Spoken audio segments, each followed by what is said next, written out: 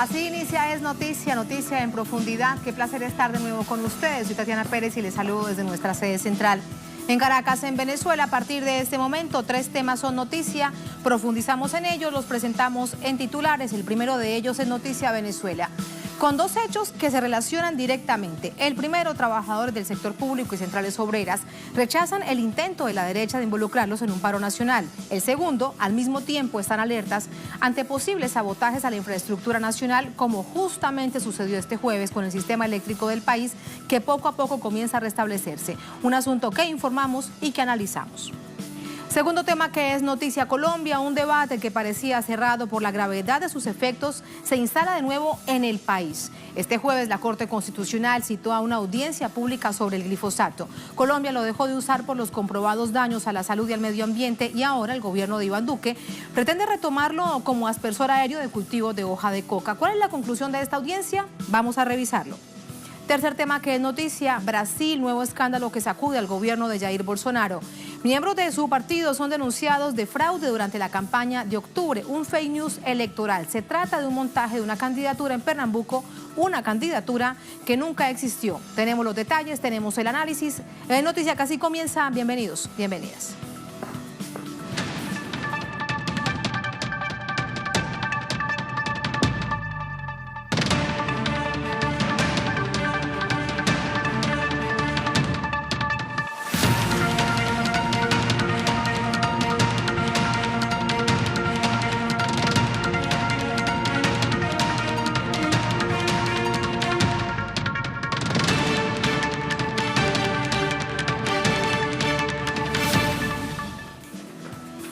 En Noticia Venezuela, centrales de trabajadores de sectores público y privado desestimaron el llamado a paro hecho por el diputado opositor Juan Guaidó en una nueva estrategia para generar tensión en el país. Como parte del plan desestabilizador, el ministro de Energía Eléctrica, Luis Motamo Domínguez, denunció este jueves un nuevo sabotaje al servicio que produjo un apagón en al menos 18 de los 24 estados del país. Entre tanto, las fuerzas revolucionarias se preparan para marchar en respaldo al gobierno el próximo sábado. Aquí tenemos esos detalles. Durante una rueda de prensa este jueves, el ministro para el Trabajo en Venezuela, Eduardo Piñate, remarcó el rechazo de la clase obrera a cualquier llamado a paro ilegal en la administración pública o en cualquier otro sector convocado por la extrema derecha del país. El funcionario aseguró que esos sectores extremistas no tienen la capacidad para paralizar el país. El presidente de la Central Bolivariana Socialista de Trabajadores, Wills Rangel, detalló que las 19 federaciones y los 1.500 sindicatos afiliados se declaran activos en el territorio nacional para garantizar la producción y defender el proceso revolucionario.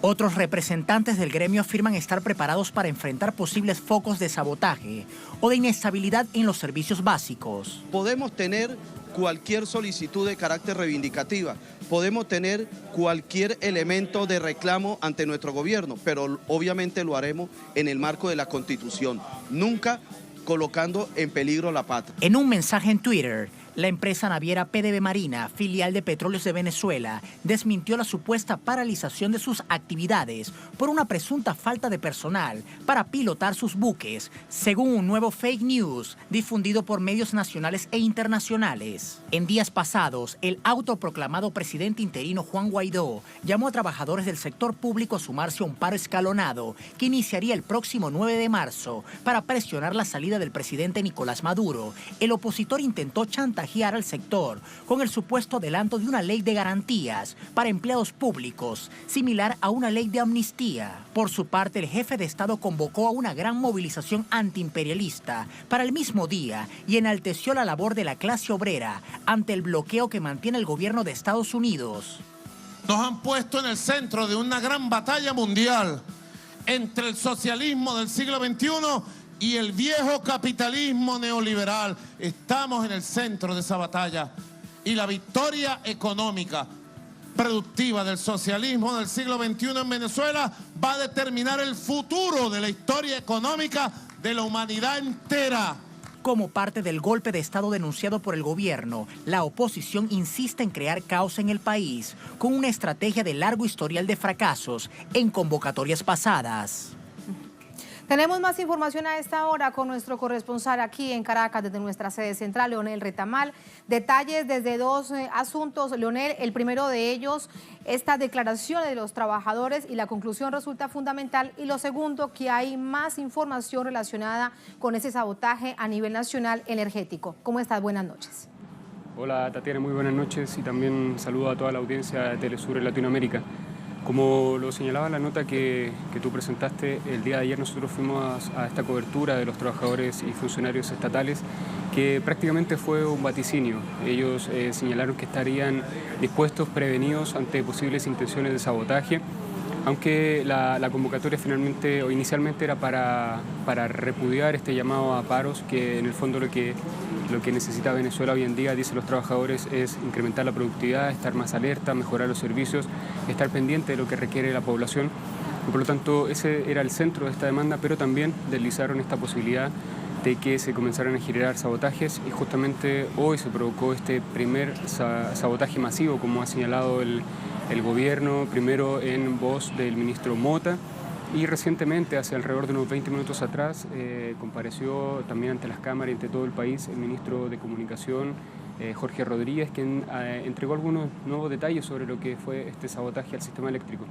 Señaló que fue un sabotaje perpetrado de forma cibernética, que es un atentado, como lo calificó, criminal, que perseguirán a los responsables de estos actos por un acto criminal. Y también señaló que era un atentado que estaba pensado para mantener al país varios días sin luz. Sin embargo, complementando lo que dijo anteriormente el ministro Mota, el suministro ha sido ya repuesto en el sector oriental del país, casi en su totalidad, y se avanza por restablecerlo en todo el resto de Venezuela. El ministro Rodríguez también señaló que deslizando algunas responsabilidades de lo que significaría este sabotaje al sistema eléctrico, reseñó, por ejemplo, un tuit del senador Marco Rubio, quien a pocos minutos de que se produjo este corte de energía total, prácticamente total aquí en Venezuela, él ya estaba alimentando esta preocupación en el país, señalando la falta de suministro de internet y de comunicaciones telefónicas.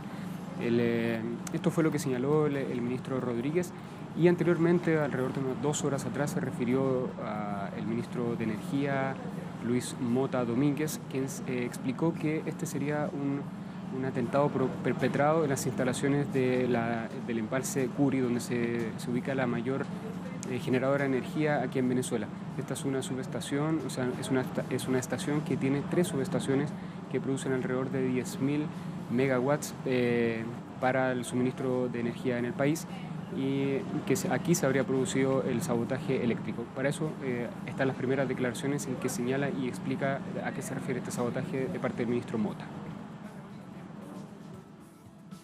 Hemos sido objeto nuevamente de la guerra eléctrica. Esta vez nos atacaron la parte de generación y transmisión en el estado Bolívar, específicamente en el Curi, la columna vertebral de la electricidad. Pero, como ustedes saben, aquí hay un gobierno moralizado y no nos van a derrotar. Ellos no van a lograr apagarnos el país. Esta nueva intentona, han fracasado en otra oportunidad y van a volver a fracasar. Aquí hay mucha moral. Ahorita tenemos todos los equipos de la corporación a nivel nacional prestos, montados en sus centrales y listos para restituir el servicio eléctrico lo más pronto posible. Claro, eso es lo que señalaba el ministro Mota, explicando algunos detalles de cómo habría ocurrido este sabotaje, y también hizo un llamado a la calma de la población, hizo un llamado a mantener la tranquilidad. Si bien provocó bastante estrago aquí, por lo menos en Caracas, el servicio del metro debió ser suspendido en su totalidad, las líneas del metro, por la falta de energía eléctrica. Provocó también atochamientos en las calles aquí en Caracas. Imaginamos que también los reportes indican que ocurre lo mismo en otras ciudades, en otros estados de aquí de Venezuela. Y en cuanto a estas declaraciones, señaló el camino que iban a seguir para restituir también el servicio eléctrico. Tenemos una segunda declaración del ministro Mota que pasamos a escuchar a continuación. Entonces, un llamado a todo el pueblo venezolano: paciencia, tranquilidad, que aquí está el servicio eléctrico de la corporación trabajando para restituir el servicio lo más pronto posible y derrotar una vez más este nuevo intento de apagar el país y crear el caos, la desestabilización en nuestro país que está en paz. Y les recuerdo, esto no es un ataque al gobierno, esto es un ataque al pueblo. Nos llama la atención que hay unas comunidades que ya formaron parte anteriormente de ejecutivos, que no ha pasado 15 minutos de la interrupción del servicio cuando ya habían salido a protestar y a cerrar calles, cuando por lo general las personas esperan a que el servicio se restituya lo más pronto posible. Entonces esto nos hace, nos verifica, nos confirma de que ya era parte de ese plan preparado. Claro, también se ha pronunciado al respecto el diputado de la Asamblea Nacional y autoproclamado presidente de Venezuela, Juan Guaidó, quien ha emitido ya hasta el momento 2 Twitter señalando, haciendo señalamientos respecto a la responsabilidad del gobierno en la mantención del suministro eléctrico y un poco atenuando y revolviendo la información respecto a lo que ocurre aquí en Venezuela con este corte de suministro masivo en todo el país. Tatiana. Gracias por todos esos detalles, Leonel. Muy buenas noches. Buenas noches. Buenas noches. Así vamos con el análisis. Para ello nos acompaña Franklin Rondón, presidente de la Federación Nacional de Trabajadores del Sector Público de Venezuela. Hola Franklin, muy buenas noches. ¿Cómo está? Buenas noches. ¿Cómo Gracias está? por acompañarnos. Muchas gracias. Ahí, como lo planteábamos en titulares, 2 hechos sobre los que queremos analizar que evidentemente hoy se han unido por ese sabotaje tal como lo confirma el gobierno nacional al sistema eléctrico del país. Pero lo primero que quiero conversar con usted, Franklin, es cómo se ven, digamos, afectados para bien, para mal en general, los trabajadores del sector público ante estos llamados de la derecha, ante los intentos de desestabilización, ante las agresiones del gobierno de los Estados Unidos y también a nivel interno. Quiero preguntarte primero sobre esa visión que tienen ustedes de la situación a nivel interno. Sí, bueno, gracias por la invitación, Tatiana. Y en primer lugar, una de las cosas que a nosotros nos preocupa mucho es que el señor Guaidó, el autoproclamado, está convocando a paros escalonados a los trabajadores de la administración pública. Es decir, él ha anunciado ya en rueda de prensa que los próximos días convoca a todos los trabajadores del sector público para que se produzcan huelga general y paros escalonados. Esto, por supuesto, que traería la interrupción de servicios públicos. ¿Quiénes serían los afectados? Serían afectados el pueblo, como vimos hoy precisamente en ese sabotaje eléctrico que hubo. Daba lástima, Tatiana, en las calles de Caracas, cómo la gente venía cargando a sus niños, a sus bebés, saliendo de los colegios. De los trabajos. Porque es que es justo en un momento en donde la gente sale de su trabajo, termina las actividades diarias para ir a casa. Claro, y además el subterráneo. Es decir, el metro de Caracas, el subterráneo que moviliza más de 3 millones de personas diarias. Es decir, colapsó totalmente. Eso es la disposición y la voluntad que tiene el señor Guaidó en contra del propio pueblo venezolano. Ahora, él ha anunciado que va a convocar paros escalonados. No se van a producir paros escalonados. ¿Por qué? En primer lugar, porque las fuerzas de los trabajadores estamos acompañando al presidente legítimo, constitucional y democráticamente electo, como es Nicolás Maduro. Allí están la mayoría de los sindicatos del sector salud, de transporte, petróleo, de las empresas básicas de Guayana, del sector de todo lo que son los servicios públicos.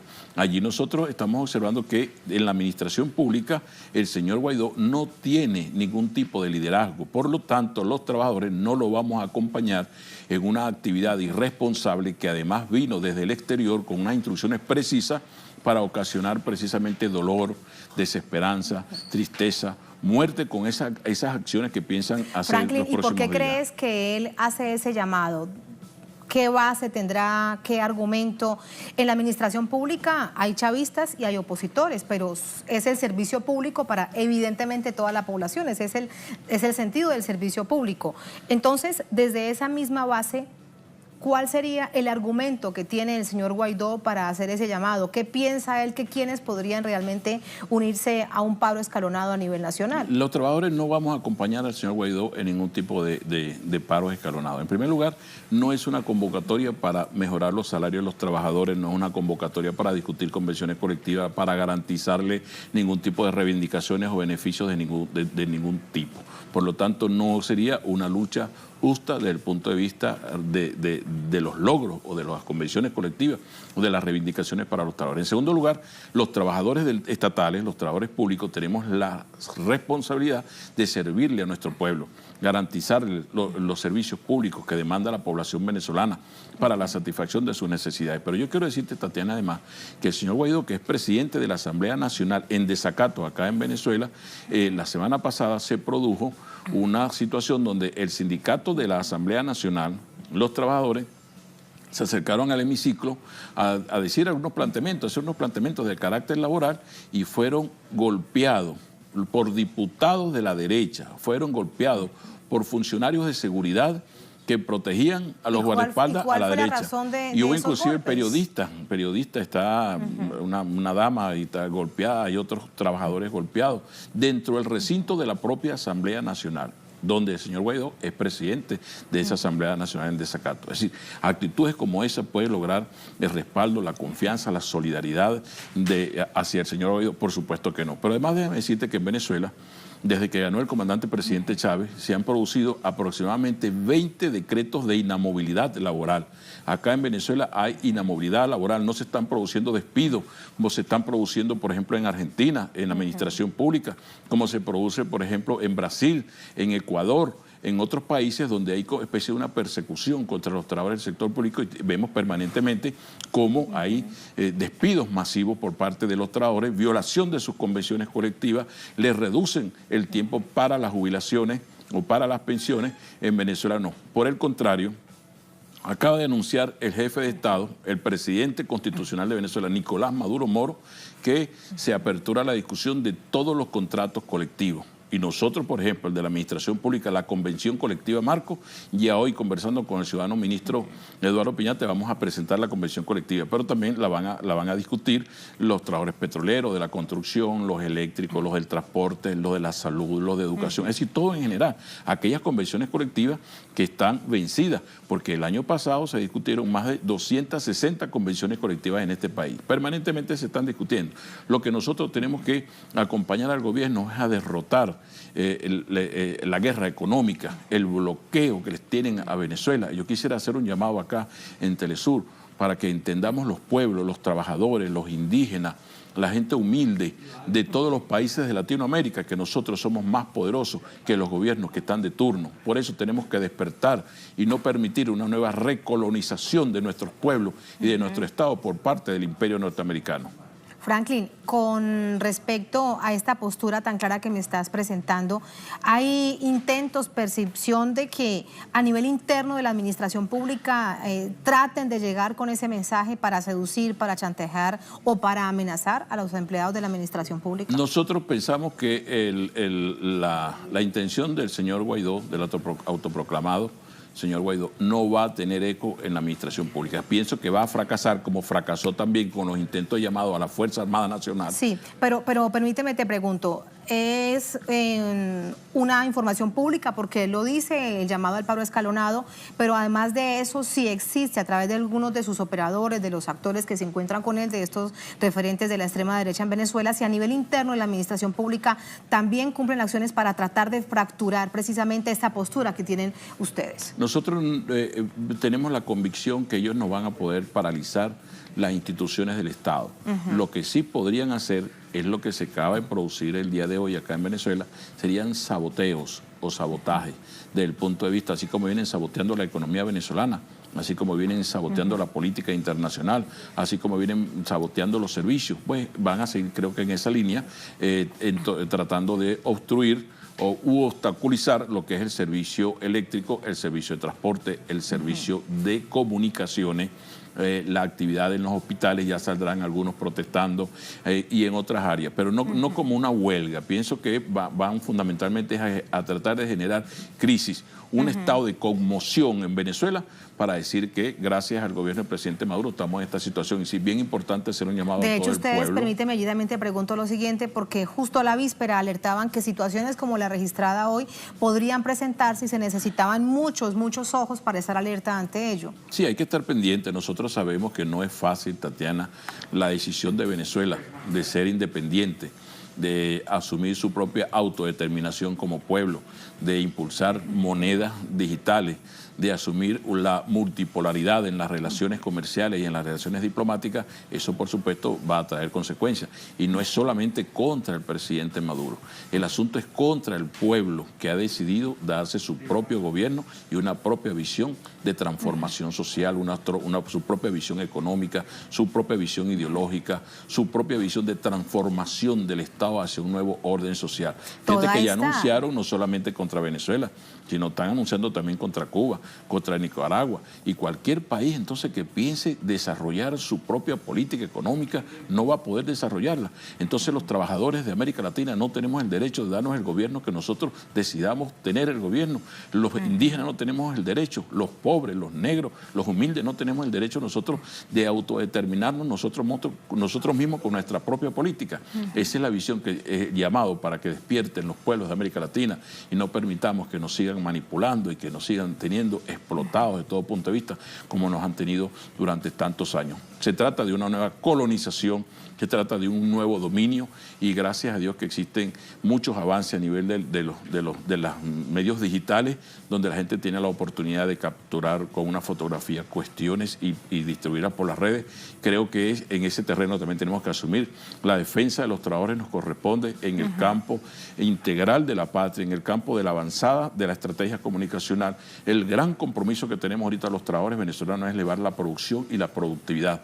Y nosotros los trabajadores públicos, más de 3 millones que laboramos en la administración pública, garantizarle los servicios a nuestro pueblo, más allá de las diferencias políticas que puedan haber o más allá de mucha gente de oposición que sí está trabajando dentro de la administración pública porque no ha habido ola de despidos masivos acá en Venezuela. Se respeta la estabilidad laboral de los trabajadores. No importa si son chavistas u oposición, es el trabajo en la administración pública. A propósito de quiénes están detrás de este golpe, durante esta noche el ministro de Comunicación decía lo siguiente, vamos a revisarlo porque justamente señalaba al tuit de Marco Rubio, cómo 3 minutos después de haberse generado toda esta situación, aparece la alerta de Marco Rubio reportando que hay caos en Venezuela. Ahí está, por ejemplo, mírenlo ustedes. Tal cual como lo dice Marco Rubio, es la denuncia que hace el gobierno de Venezuela. También existe dentro de la administración pública esa claridad con respecto a quién mueve los hilos de este golpe de Estado en desarrollo en Venezuela. Sí, la clase trabajadora en general, los trabajadores petroleros, los trabajadores del sector metalúrgico, del sector transporte y por supuesto los trabajadores de la administración pública estamos conscientes de la situación que estamos viviendo. No se trata de una simple situación de confrontación entre partidos políticos, no se trata de una situación entre el gobierno y la oposición, se trata de que hay una oposición que está recibiendo lineamiento exclusivamente de gobiernos extranjeros. Y que con la visita que hizo el señor Guaidó, donde fracasó además con la ayuda humanitaria, que no era ni ayuda ni era humanitaria, y quedó demostrado ya cuál era el plan de ellos, ese señor llegó acá precisamente ya con un plan. El plan es sabotear, generar conflicto, guarimba, desestabilización, muerte. Y yo hago un llamado en ese sentido a todo el pueblo de Venezuela y inclusive a todos los pueblos de América Latina, más allá del pensamiento que pueda ser de derecha o de izquierda o de centro derecha o de izquierda o independiente, que entiendan que no puede una persona asumirse la responsabilidad de generar situaciones de caos, de conflicto, de desestabilización en Venezuela. Yo estoy convencido que la gran mayoría del pueblo venezolano sigue siendo un pueblo noble, un pueblo laborioso, un pueblo trabajador y nos vamos a estar unidos respecto a un proyecto que garantice la paz, fundamentalmente la paz en Venezuela, para nosotros salir adelante. Un pueblo que siempre anhela la paz. Me queda algo por preguntarte. A nivel interno, en las distintas instancias de la administración pública, ¿se discuten estos asuntos, se evalúan, se debate para entender todo lo que está en juego en este momento en el país? ¿No importa la ideología, no importa el color político? Sí, Sí, permanentemente estamos discutiendo. Además, no solamente tenemos organizaciones sindicales, no solamente son los sindicatos, son los consejos productivos de trabajadores, son los consejos socialistas de trabajadores, son los consejos que tienen que ver con la seguridad de los trabajadores. Sí, nosotros los trabajadores en Venezuela estamos organizados en distintas expresiones populares y allí estamos debatiendo, discutiendo qué es el papel, cuál es el papel protagónico que le corresponde hoy por hoy a los servidores estatales, que no es otro que garantizar la satisfacción de las necesidades de nuestro pueblo. Más allá de cualquier situación o diatriba política, un trabajador, Tatiana, es una persona que se para todos los días con su esperanza, con su dignidad, con su esfuerzo, a prestar un servicio y es un asalariado. Acá en Venezuela hemos visto precisamente a los seguidores de la derecha, a los seguidores del señor Guaidó, que han quemado autobuses, han arremetido contra instituciones públicas, han quemado inclusive personas, han ido directamente contra el Ministerio de Vivienda y Hábitat porque está construyendo muchas viviendas, han ido contra la dirección de la magistratura del Tribunal Supremo de Justicia. Entonces los empleados públicos, los obreros públicos, tenemos una amenaza permanente por parte de la derecha. Hay personas que andan con su uniforme identificado del ministerio tal o de la gobernación tal y ellos no tienen temor de salir porque cualquier agresor, cualquier violento puede ir a arremetir contra ellos, de manera que un temor legítimo ante una situación compleja. Claro, los trabajadores públicos sencillamente somos servidores del pueblo, no tienen por qué ir contra esto, contra este sector laboral. Y por supuesto que después de todo lo que ha sucedido, no puede pretender el señor Guaidó que los trabajadores de la administración pública lo vayamos a acompañar en una aventura de esta naturaleza, que sabemos que lo que tiene un solo fin político: desestabilizar, causar tristeza, lamentar mucho los conflictos y las situaciones que se puedan presentar, porque quieren tumbar a un presidente legítimo que el pueblo venezolano se dio en unas elecciones democráticas, secretas, universales, de acuerdo como lo establece el poder electoral y la Constitución de la República Bolivariana de Venezuela, y que estamos dispuestos a defender. Muchísimas gracias. Con esta reflexión te despido, Franklin. Gracias por acompañarnos. Muy buenas noches. Muchas gracias a usted. Así nos vamos a la primera pausa en esta emisión de Es Noticia. Al volver, Es Noticia Colombia. Un debate que parecía cerrado por la gravedad de sus efectos se instala de nuevo en el país. Este jueves la Corte Constitucional citó a una audiencia pública sobre el glifosato. Colombia lo dejó de usar por los comprobados daños a la salud y al medio ambiente. Ahora el gobierno de Duque pretende retomarlo como aspersor aéreo de cultivos de coca, cultivos de uso ilícito. ¿Cuál es la conclusión entonces de esta audiencia? Tenemos información, tenemos el análisis al volver en Es Noticia.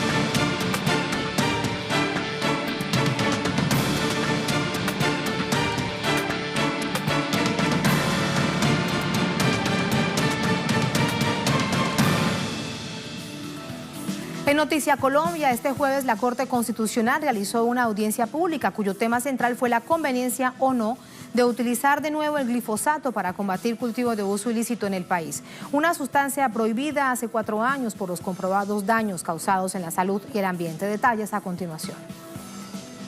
La Corte Constitucional realizó una audiencia pública para hacer seguimiento a la sentencia que llevó a la suspensión de aspersión con glifosato en el año 2015, una sustancia que afecta el equilibrio ambiental y la salud de la población. Tras recibir cientos de denuncias por casos de abortos, brotes epidérmicos y afecciones cancerosas, la Organización Mundial de la Salud emitió un informe donde confirmó que el uso del glifosato pone en peligro la salud de la humanidad. Ante este informe y la presión de las organizaciones sociales colombianas, el gobierno de Santos y las FARC introdujeron en los acuerdos de paz la eliminación del uso del pesticida para la fumigación de los cultivos de uso ilícito. Pese a este comprobado panorama, el presidente Iván Duque tomó la decisión de retomar el uso del pesticida a través de drones y pide a las autoridades eliminar la sentencia sobre el alarmante químico con el argumento del fallido proceso de eliminación de cultivos de coca. El mandatario expuso sus argumentos. Desde el año 2013 al 1 de agosto del año 2018, el país tuvo el más rápido crecimiento de su historia en cultivos ilícitos. Prácticamente se quintuplicaron los cultivos ilícitos en el país. Y esa cifra no es menor, porque el ritmo de crecimiento en ese periodo fue del orden del 64% por año. Mientras que Duque responsabiliza al anterior gobierno por el aumento exponencial de estos cultivos, el expresidente Santos defendió la decisión que tomó años atrás. Ahí está la clave del éxito, señores magistrados, ahí está, señores del gobierno, ahí está, señores de los Estados Unidos. Darles a los campesinos cocaleros alternativas legales viables, no envenenarlos ni meterlos a la cárcel. Actualmente Colombia es el mayor productor de hoja de coca del mundo. Entre 2013 y 2018, las hectáreas cultivadas de la planta crecieron en un 64%. Por esta razón, Estados Unidos amenaza al gobierno cada año con desertificarlo en la lucha antidrogas, de no aplicar un plan de choque para eliminar los cultivos. De cumplirlo, el país dejaría de percibir miles de dólares a través del llamado Plan Colombia. ¿Y cómo finalizó esta audiencia? De inmediato revisamos esas conclusiones con José Manuel Jiménez, nuestro corresponsal desde Bogotá. José, buenas noches, adelante. Tatiana, televidentes, buenas noches. Efectivamente, hasta altas horas de la tarde se llevó a cabo esta audiencia en la Corte Constitucional. Y sí, en efecto, las hectáreas de cultivo de hoja de coca han aumentado en los últimos años, pero no es porque falle una u otra estrategia. Aquí también hay que mirar un poco más de fondo, y es por la falta de presencia del Estado para consolidar los espacios que dejó la otrora guerrilla de las FARC. Esos espacios, el gobierno nacional, el Estado colombiano no los copó, y por eso es que hay nuevos grupos armados en estas regiones que siguen fomentando el cultivo de la hoja de coca, pero también hay varios elementos, más allá de si se utiliza o no se utiliza el glifosato como una manera para eliminar los cultivos de hoja de coca en Colombia. Elementos como, por ejemplo, 180.000 hectáreas, según el más reciente informe, tiene Colombia. En el último año se fumigaron más de 80.000 hectáreas en Colombia. De esas 80.000 hectáreas, más de 29.000 hectáreas fueron resembradas en Colombia. Otro dato importante: para eliminar o para acabar una hectárea de hoja de coca, de cultivos de hoja de coca, hay que fumigar 30 hectáreas, y esto cuesta por hectárea más o menos $23.000. Mientras tanto, el sustituir una hectárea de hoja de coca de manera voluntaria puede llegar a costar $13.000. Los precios, los valores están ahí en la comparación, pero también el reciente informe de Naciones Unidas dejó claro que la resiembra puede llegar a un 35% con la fumigación, pero mientras que se hace con sustitución, como lo han hecho más de 130.000 familias en el Plan Nacional de Sustitución de Cultivos de Uso Ilícito, la resiembra, según Naciones Unidas, no organizaciones sociales ni ambientalistas de Colombia, Naciones Unidas ha dicho que la resiembra luego de la sustitución voluntaria ha sido de 0,6% en comparación al 35% con la fumigación.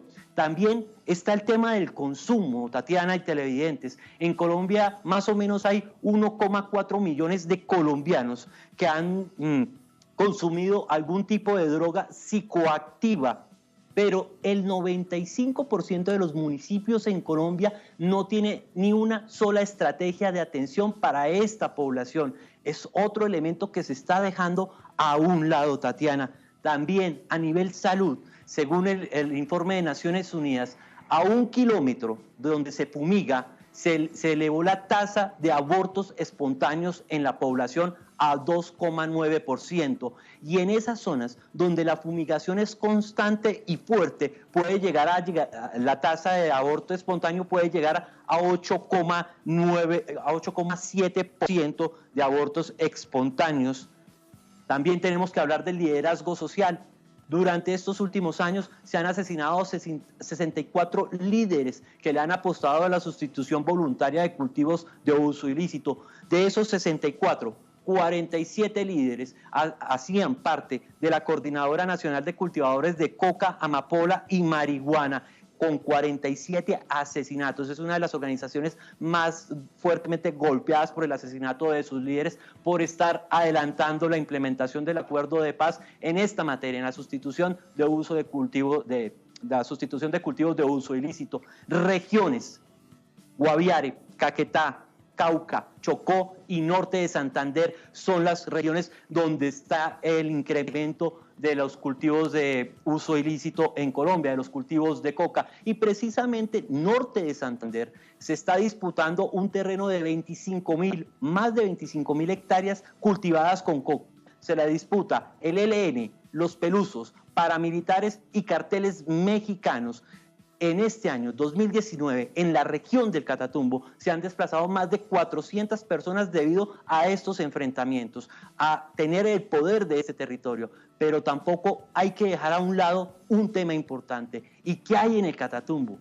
En el Catatumbo hay un proyecto a futuro para la exploración y explotación del petróleo. Ahí ese tema no se ha tocado en Colombia. Y recordemos que históricamente, cuando llegan las grandes multinacionales, los grandes proyectos, hay una confrontación armada, hay un desplazamiento, hay una reconfiguración del territorio, despojo del territorio, y entran las multinacionales a desarrollar esos grandes megaproyectos, además de las consecuencias a nivel de desarrollo, a nivel de salud, a nivel de educación, abandono estatal, daño ambiental, el abandono total de la población y el incumplimiento del acuerdo de paz que trataba precisamente este tema, sustitución voluntaria. Las cifras están ahí. Naciones Unidas lo ha dicho, 0,6% de resiembra desde que los campesinos han decidido tomar esta opción, pero al gobierno nacional no le gusta esta opción. Al gobierno nacional le gusta la fumigación.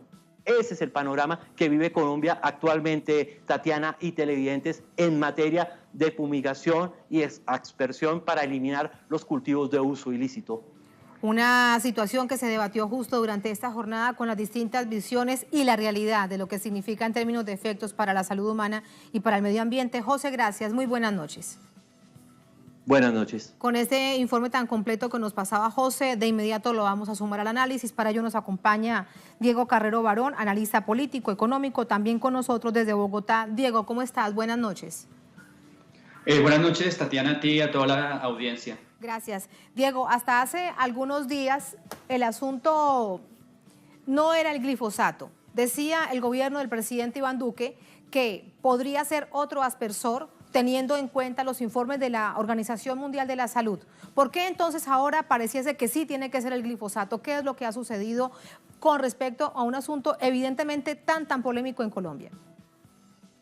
Bueno, yo creo que lo primero que debemos destacar aquí es el tratamiento precisamente que el gobierno nacional ha querido darle al fenómeno de los cultivos de uso ilícito en Colombia, planteándolo básicamente como un problema de seguridad, cuando detrás lo que se esconde es el drama de cientos de miles de personas, de cientos de miles de familias que en medio de condiciones de precariedad, que en medio de altísimas tasas de pobreza, que en medio de la presencia de grupos armados, que en medio de la falta de presencia del Estado con políticas en materia de salud, de educación de vías, tienen como opción única el cultivo de drogas de uso ilícito. Entonces eso es lo primero que hay que destacar aquí. Lo que hay que destacar aquí es que vuelve un enfoque, o mejor, se refuerza un enfoque básicamente donde los cultivadores son vistos como una amenaza para la seguridad en el marco de un problema global como es el de las drogas de uso ilícito. Eso es un primer elemento que debemos destacar.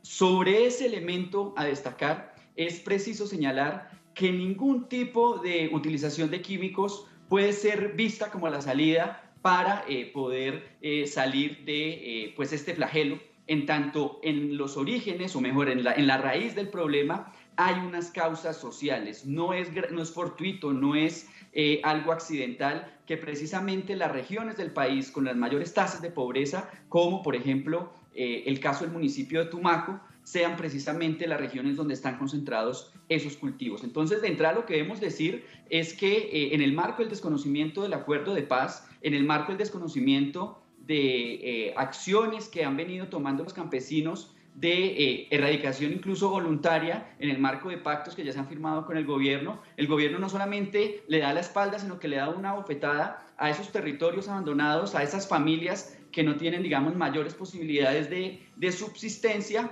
y pues detrás de eso está, por supuesto, una lógica en términos del control mediante el uso de la fuerza de los territorios, pero también aquí hay un gran negocio en términos de los agroquímicos, particularmente en el caso del glifosato, que es un químico que tanto en cultivos lícitos como ilícitos es, entre otras cosas, producido y distribuido por Monsanto. Entonces aquí estamos hablando de intereses militares, estamos hablando aquí de intereses económicos, estamos hablando de una visión que desde la centralidad de Bogotá desprecia el bienestar de los habitantes de los territorios más abandonados de este país. Y en medio una de situación, eso es por lo que te impulsa escucho, eso. Diego, muy grave y sin duda multifactorial. Ahora, no sé si suene demasiado dramático decir que todo esto que estaba en el acuerdo de paz firmado entre el Estado colombiano y las FARC, de la visión distinta acerca de todo lo que significaba las redes de producción desde que comenzaba con el cultivo de cada hoja de la planta de coca para el uso ilícito, cambió y quedó totalmente fracturada. Ese plan más humano de no considerar al campesino como un delincuente, sino como una víctima del conflicto armado, que todo estaba directamente relacionado al negocio y a esto que nos estás diciendo, queda dramáticamente fracturado. Por supuesto, claro que sí, y esto hay que decirlo sin titubeos, es no solamente responsabilidad del gobierno actual, sino es también responsabilidad de Juan Manuel Santos. Recordemos que en el marco de la firma del acuerdo de paz entre el gobierno y la otrora guerrilla de las FARC-EP, el componente 4 del acuerdo contemplaba básicamente 3 tipos de medidas. La primera de ellas, que tenía que ver con la sustitución de cultivos de uso ilícito y el desarrollo de programas económicos y sociales que permitieran la sostenibilidad en términos de la sustitución. En segundo lugar, como tú lo señalas, Tatiana, el hecho de que aquí había que perseguir sobre todo a los narcotraficantes, a quienes se benefician de toda la cadena de distribución y comercialización de drogas. Y en tercer lugar, el enfoque de salud pública respecto a los consumidores. Entonces, decir que, primero, frente al primer componente que tenía que ver con la sustitución, apenas el gobierno de Juan Manuel Santos aprobó la creación del PENIS sin mayores desarrollos en términos normativos, en términos de atacar frontalmente y de manera contundente a quienes se benefician de las cadenas de distribución y de comercialización, no se han visto medidas, entre otras cosas porque esas cadenas están concentradas en los países donde hay consumo, particularmente Estados Unidos, que es el principal consumidor de cocaína en el mundo. Y en tercer lugar, frente al tema del consumo, pues en el caso de Colombia se ha venido persiguiendo a los consumidores. Entonces es no solamente un desconocimiento total del acuerdo, un desconocimiento sistemático, sino que, por ejemplo, en el caso del Plan Nacional de Desarrollo, esa situación se pone más dramática. Quiero solamente darte 2 cifras a propósito de lo que cuesta la sustitución y a propósito de lo que cuesta la erradicación forzada. El gobierno actual, de una manera bastante, hay que decirlo, grotesca, ha planteado en el Plan Nacional de Desarrollo apenas 40.000 millones de pesos para la sustitución de cultivos de uso ilícito. Es decir, 40.000 millones de pesos son más o menos 13 millones de dólares. Eso quiere decir que para las familias que van a sustituir cultivos de uso ilícito, para quienes ya firmaron los pactos de sustitución, apenas habrían $2 mensuales para la erradicación.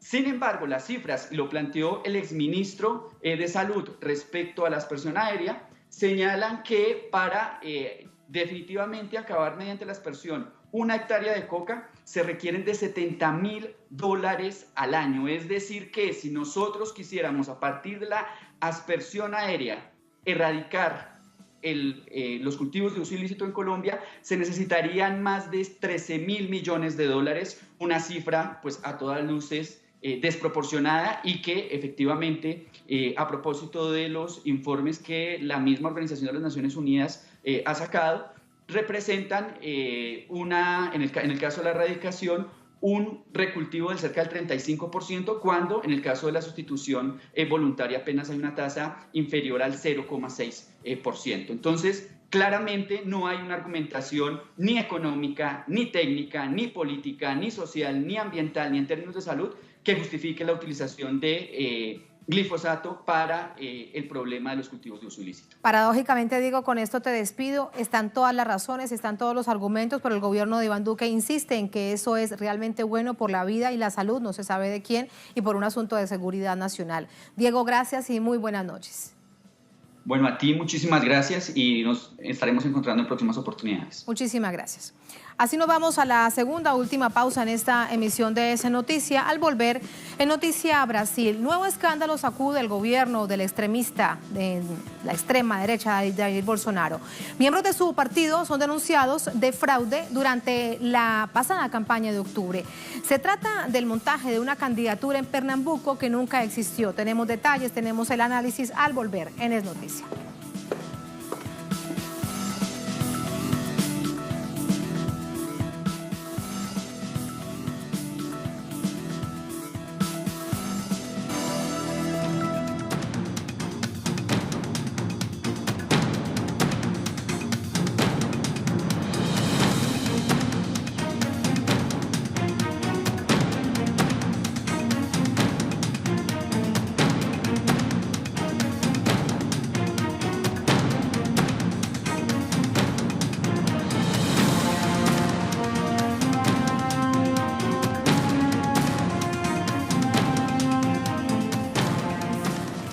En Noticia Brasil, una candidatura fantasma en las pasadas elecciones de octubre sale a la luz pública y salpica a miembros del gobierno del partido de Jair Bolsonaro. Se trata de la construcción de una candidatura ficticia a la gobernación del estado de Pernambuco, usada por el partido de Bolsonaro con el propósito de recibir aportes. Según los denunciantes, la candidatura recibió $100.000 un día antes de las elecciones y según los documentos que reposan en la justicia, el dinero desapareció de inmediato. Gustavo Bebiano, ministro de Bolsonaro hasta hace 15 días, es señalado de ser el encargado del montaje como parte de ser asesor de campaña de Bolsonaro. El escándalo es el primero que afecta al núcleo más cercano de Bolsonaro, quien llegó a la presidencia con un discurso de mano dura contra la corrupción.